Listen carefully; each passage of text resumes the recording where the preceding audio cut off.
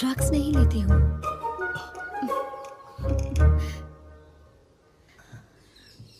ये सिर्फ वही जानते हैं जो मेरे करीबी होते हैं, जिन्हें मैं चाहती हूँ। ओके, मतलब जो लोग मेरे लिए स्पेशल होते हैं, जैसे कि तुम। लाइक हमारी शादी और बच्चे होने के बाद हो सकता है तुम कहो कि तुमने डायबिटीज वाली बात पहले। शादी और बच्चे?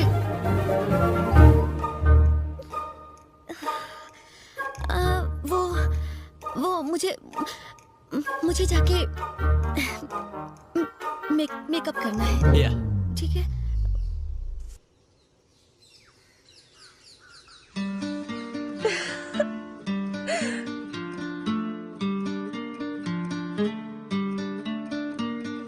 శీతాకాలం సూర్యుల్లాగా కొంచెం కొంచెం చూస్తావే, సూటిగా తాకే చూపులతోటి గుచ్చేయొచ్చుగా.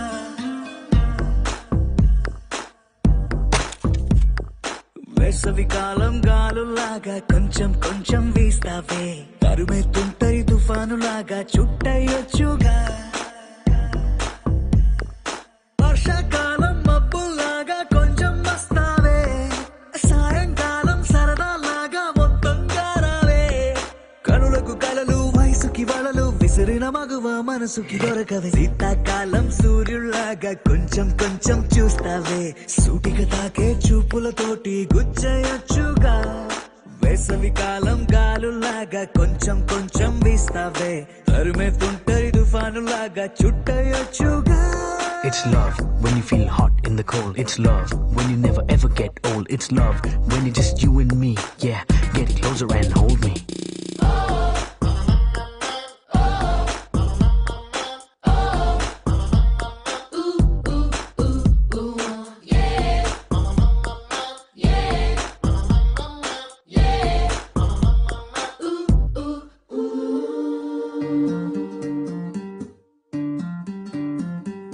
పగలేదో రాత్రేదో తెలిసి తెలియక నేను మెలకువలో కలగంటూ సతమతమే అవుతున్నాను. ఎరుపేదో నలుపేదో కలరే తెలియక కన్ను, రంగులు తగ్గిన రెయిన్బోలా కన్ఫ్యూషన్ లో ఉన్నాను.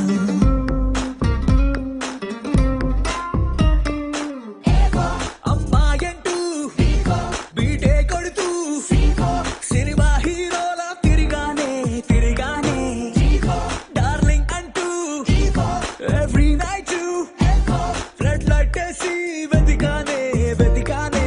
కనులకు కలలు, వయసుకి వలలు విసిరిన మగువ మనసుకి దొరకవే. శీతాకాలం సూర్యుల్లాగా కొంచెం కొంచెం చూస్తావే, సూటిగా తాగే చూపులతోటి గుచ్చేయొచ్చుగా.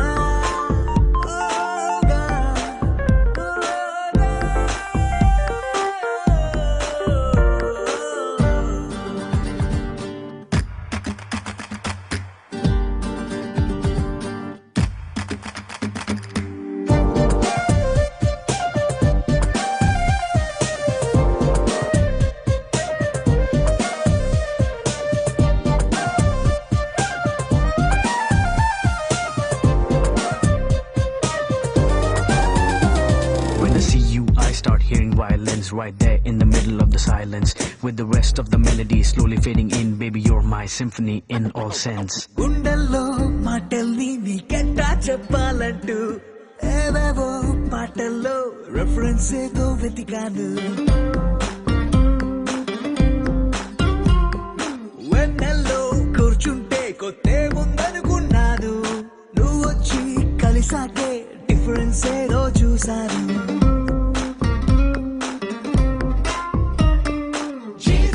గర్ల్ ఫ్రెండ్ అంటూ హమ్మింగ్ చేస్తూ ఐ లవ్ యూ చెబుతూ తిరిగానే తిరిగానే. జాబిలి నువ్వు కౌగిలి నేను, లైఫ్ టైం నీతోనే ఉంటానే ఉంటానే.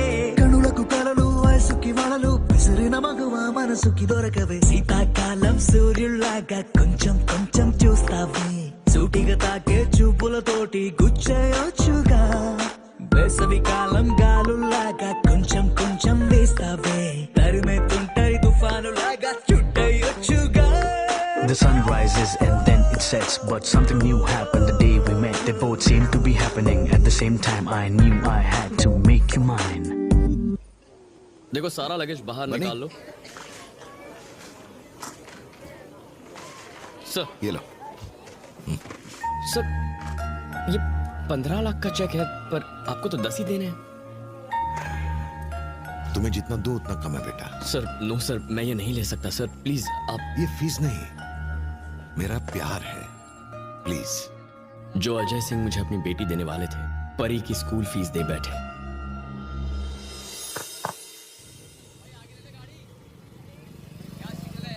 हम शादी कब कर रहे हैं? कोई ट्रैफिक में ये बातें पूछता है क्या? पहली बार तुमने मुझे सीक्रेट के साथ देखा. जिस लड़की ने सगाई तोड़ी उसी का मंडप सजाया.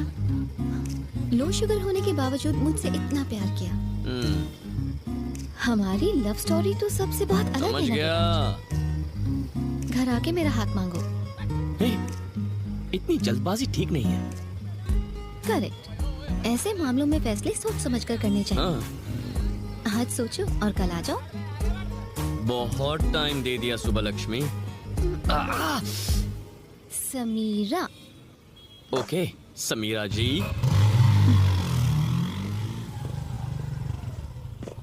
तुम अब तक आए क्यों नहीं? ट्रैफिक में फंसा हूँ और 2 घंटे लगेंगे. पापा से कहो अपने दामाद का इंतजार करें. ओके. बस पहुंच रहा हूँ. हेलो. शौक लगा क्या सुबह लक्ष्मी जी? इरिटेट मत करो बनी जी.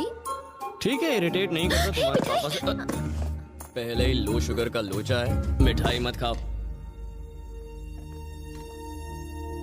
मेरे मम्मी पापा ऐसे ही बात करते हैं. ओह, तो ये है वो.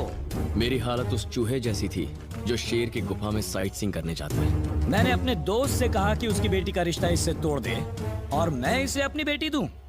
समीरा आपकी बेटी है, पता नहीं था. पता होता तो. यहाँ नहीं आते, यही ना.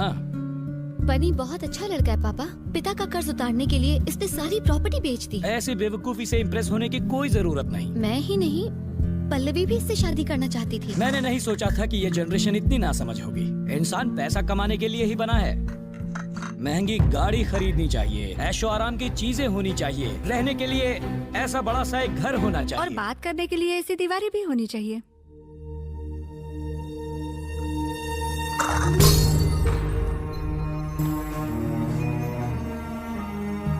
मेरे हाथ से छूटकर ये चाय का कप गिर गया. अपनी माँ से कहो कि इसे साफ कर दे. तुम क्या कह रहे थे? आपको बनी क्यों नहीं पसंद है पापा?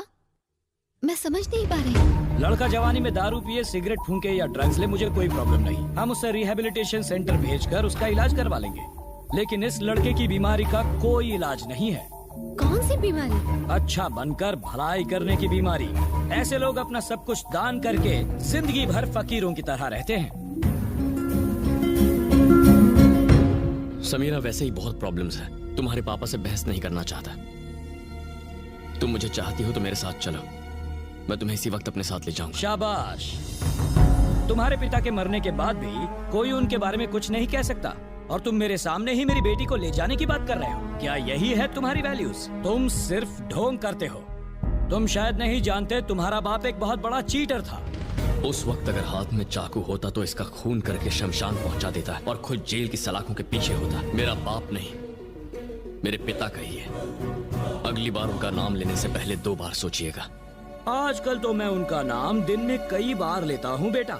ये सोच कर के कैसे उन्होंने मुझे टोपी पहनाई. वो मदद करना जानते थे, किसी को फंसाना नहीं.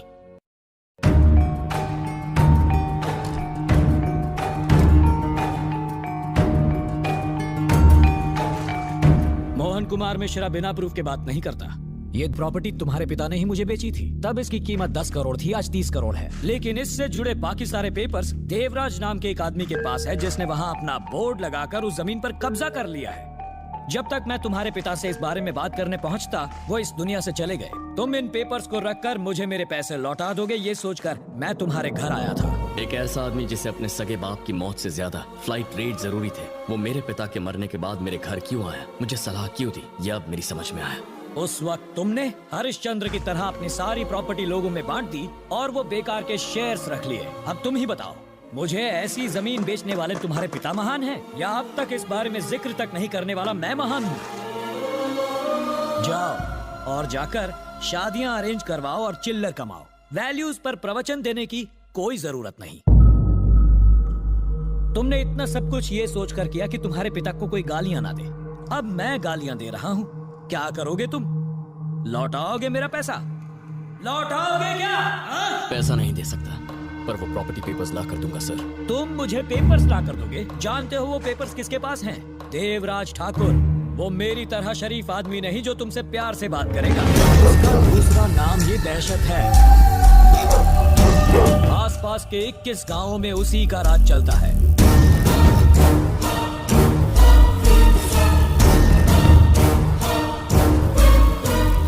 गांव के लोग उसे देवता मानते हैं। हजारों हथियारबंद लोग उसके साथ रहते हैं। जैसे बात करने के लिए लोगों की जबान चलती है, वैसे बात मनवाने के लिए चलता है उसका खंजर। उसकी इजाजत के बिना एक मक्खी तक उसके घर से निकल नहीं सकती। तो वहां से 30 करोड़ की प्रॉपर्टी के पेपर्स कैसे निकालोगे?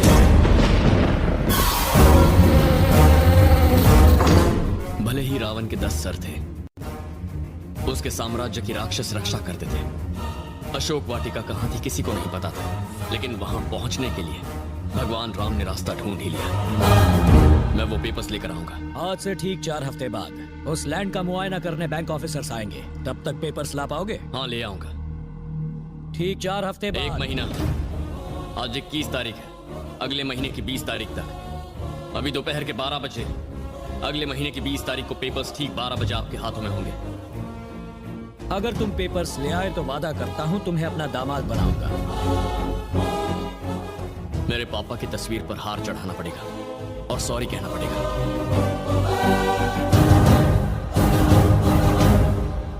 हो सकता है आपको छोटा मुंह बड़ी बात लगे, लेकिन पत्नी का दिल जीतने के लिए कप तोड़ने से कुछ नहीं होता, दीवार तोड़नी पड़ती है।